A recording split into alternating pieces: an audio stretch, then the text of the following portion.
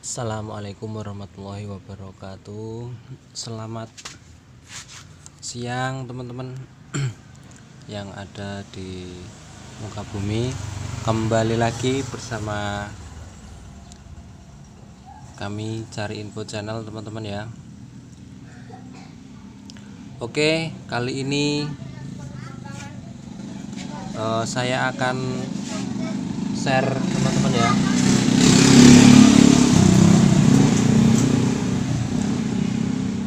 Kali ini saya akan share yaitu masalah busi palsu teman-teman.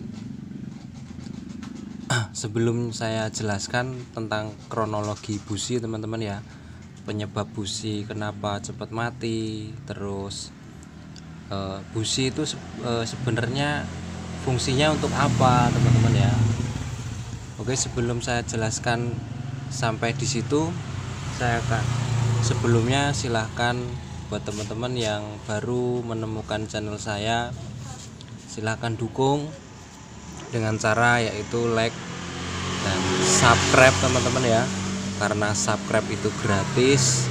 Dan saya tunggu komennya jika ada yang mau dipertanyakan, mungkin ada kurang jelas atau sedemikian rupa teman-teman. Silakan ya teman-teman ya, saya tunggu di kolom komen. Oke, baiklah, lanjut teman-teman ke tahap penjelasan. Ini sebelumnya saya punya cerita sedikit teman-teman ya. Saya ini kan jualan busi teman-teman. Kadang saya ke bengkel-bengkel teman-teman saya atau bengkel yang nggak saya kenal, saya tawari busi di sini. Dan unik teman-teman ya, yang uniknya yaitu ketika saya menawari busi itu, karena yang saya bawa itu busi-busi Cina teman-teman ya, bukan merek-merek berkelas seperti NGK Denso. Adapun saya dapat NGK itu yang KW1 teman-teman ya, bukan ori tapi KW1. Nah, itu ada bengkel yang menurut saya senior ya teman-teman ya, bengkel Dakdikdukdor. Jadi ketika saya tawari busi teman-teman, dia nggak mau ngambil. Alasannya apa? Alasannya bisa merusak mesin. Busi KW bisa merusak mesin teman-teman. Oke, dari situ saya ketawa dalam hati. Cuman saya nggak berani keras-keras teman-teman ya, mungkin hati saya ketawa. Kok aneh teman-teman ya, di situ busi bisa merusak mesin itu dari mana ceritanya? Kecuali teman-teman ya, kecuali seandainya teman-teman itu membeli busi dengan salah ukuran. Contoh teman-teman ya, motor ini Vega ini pakainya busi C7. Nah, kalian masukkan busi CPR6 atau busi Karisma KPH teman-teman. Di situ akan rusak teman-teman. Rusaknya apa? Klepnya pasti bengkong karena nabrak. Karena bukan ukurannya. Kalau sekelas ukurannya, insya Allah nggak rusak. Oke, saya jelaskan teman-teman, sebenarnya busi itu sebagai apa teman-teman ya.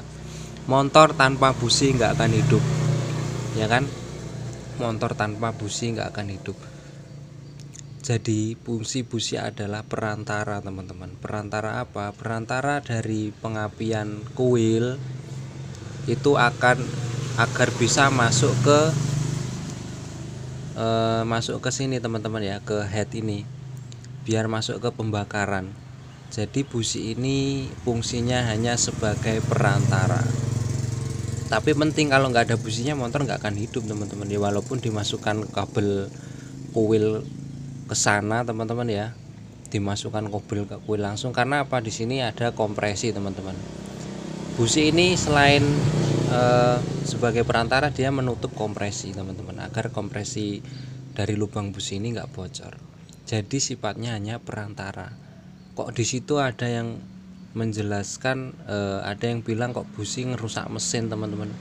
Itu kan apa ya, konyol kalau menurut saya ya, konyol banget teman-teman ya. Jadi situ teman-teman ya. Jadi fungsi busi ini adalah perantara agar pengapian itu masuk ke pembakaran yang ada di head depan ini. Jadi dari bensin bercampur dengan uap yang dihasilkan dari piston, dari klep, akhirnya terbuatlah di situ ledakan.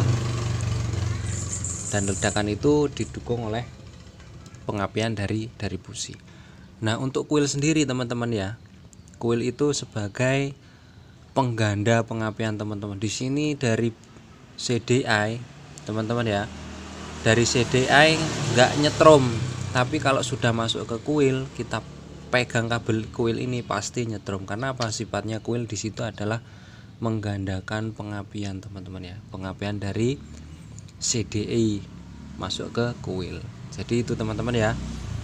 Jadi kalau di situ ada yang bilang busi palsu atau busi KW atau busi murah bisa ngerusak mesin, suruh belajar lagi teman-teman ya.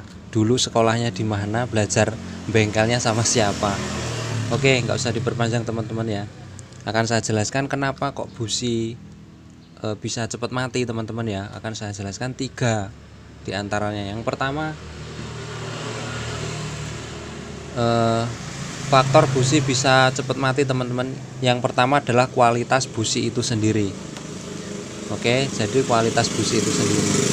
Yang kedua, ada kendala di bagian head sini, yaitu ngerembes teman-teman ya, ngerembes di situ. Jadi 2 faktor teman-teman ya, faktor inti yang bisa membuat busi itu cepat mati.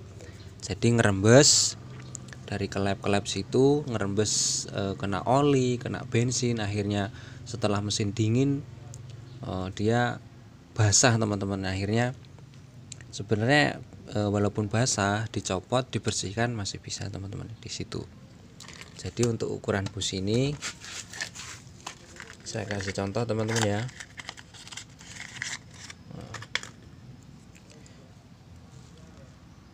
Nah, ini busi C7 tapi yang KW teman-teman ya, KW1 di sini. Maksudnya KW1 di sini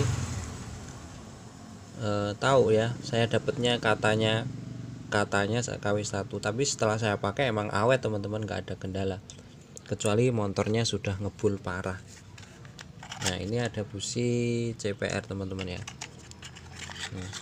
Saya akan jelaskan kenapa busi bisa ngerusak mesin itu. Nah, seperti ini teman-teman, ini panjang, ini pendek. Nah, busi panjang ini dimasukkan ke sini, motor yang bukan ukurannya ini kan pakainya C7, dimasukkan, tentunya akan rusak. Rusak apa? Rusak klepnya bengkong teman-teman ya. Jadi gitu teman-teman. Jadi itulah video kali ini teman-teman ya, tentang penjelasan masalah busi, kenapa kok busi itu bisa cepat mati ya. Kronologinya seperti itu teman-teman. Yang pertama yaitu kualitas busi sendiri.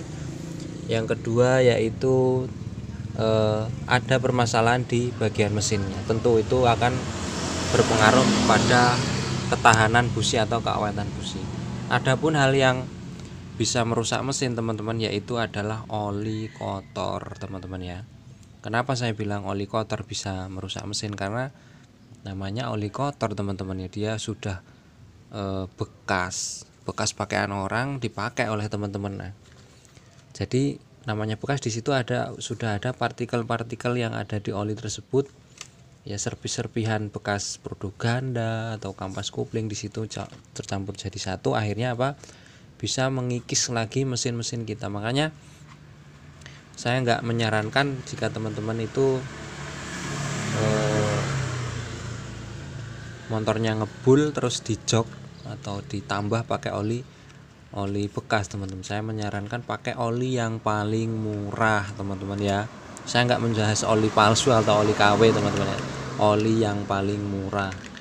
Jadi seperti itu teman-teman ya. Semoga video ini kali ini tentang edukasi masalah busi teman-teman ya, semoga bisa bermanfaat buat teman-teman para pemula. Oke, saya tunggu komennya. Kita jumpa lagi di video berikutnya teman-teman ya. Selamat siang. Wassalamualaikum warahmatullahi wabarakatuh.